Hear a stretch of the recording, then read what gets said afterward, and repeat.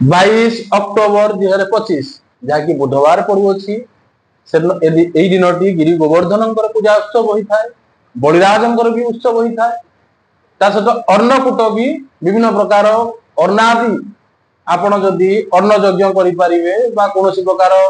अन्न आपण गरीब लोकन को भोजन दे परिबे बा जो माने खाद्य जो मानक पई असंभव से मानक जदि आपण खाद्य नहीं पहुंचेबे निश्चित ये आपण पई अति मंगलप्रद हो। ता सहित आमे जो मानकर विवाह नहीं असुविधा होउची जो दंपति संतान नहीं असुविधा होउची ए दिनटी अति बढ़िया दिनटी होता है। ए दिन रे आमे निश्चित भाव में जो मानकर मैरिज नहीं किसी इश्यू अच्छी से माने राधा कृष्णकर पूजा करि परिबे, जो मानकर संतान नहीं समस्या अच्छी से माने संतान गोपालक मंत्र रे जप करि परिबे, संतान गोपालकर उपचार पूजा करी आवरण पूजा करी संतान गोपालक मंत्र रे आपण घृत आहुति देई परिबे। ए दिन आपण पाक खाद्य खांतु नहीं, जो मानकर संतान नहीं समस्या अच्छी निश्चित ए दिन आपण उपवास रही उपवास माने आपण खाद्य समस्त प्रकार केबे भी आम शरीर कष्ट देकर आम केबे भगवान को पूजा करि परिबा नाही बा मन लागिबो नाही। तो आपण जेते फलमूल भी आपण खाई परिबे, आपण विभिन्न प्रकार जेमि सागु खाइबा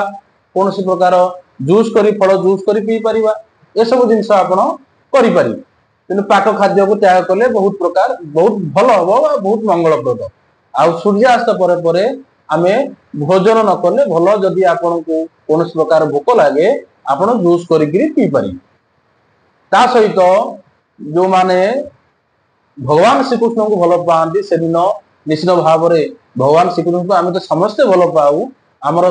इष्ट देव सी बा स्वयं नारायण स्वरूप बा स्वयं नारायण आम से दिन पूजा अर्चना भी कर ओम कृष्णाय वासुदेवाय हरे परमात्मने प्रणत क्लेशनाशाय गोविंदाय नमो नमः यही मंत्र को आम उच्चारण बा जप कर ओम क्लीं मंत्र को भी आम निश्चित भाव में जप कर आम ये अति मंगलप्रद होता है। ता सहित ए दिन जदि आपण अन्नकूट करती जदि अन्नादि यज्ञ करती अन्नादि व्यंजन सहित आपण विभिन्न प्रकार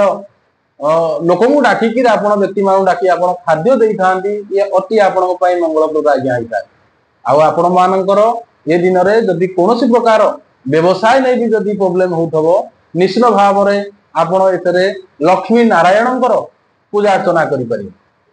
निश्चित ये आपण अति मंगलप्रद होता है। ता सहित आम जो देखा ये दिन बलिराजंकर भी निश्चित भाव में उत्सव होता है से स्वयं वामन अवतार भी आम पूजा अर्चना कर जहाँकि अति मंगलप्रद आम बा दश अवतार भी आम निश्चित भाव में पूजा अर्चना करी 10 अवतार भी आम आरती पढ़ी पार जो आम स्तव पढ़ी आम आरती कर ये सब कले आमर निश्चित भाव में प्रतिटी रिष्ट खंडन हवा सहित अपमृत्युर भी निवारण आज्ञा होता है। आपण मानू जदि आमर ये भिडियो जदि भल लगी जदि आपण मैंने निश्चित भाव में आमको एत सहयोग कर आमको भल लगुच आपण मान पाखे किसी पौराणिक जिनिस रखापी आम पौराणिक ज्ञान आम भी सेते जे ज्ञानी से कथा नुहे आम जी जाचु से ज्ञान को आम निश्चित भाव में वितरण करे निश्चित प्रकार आपणकर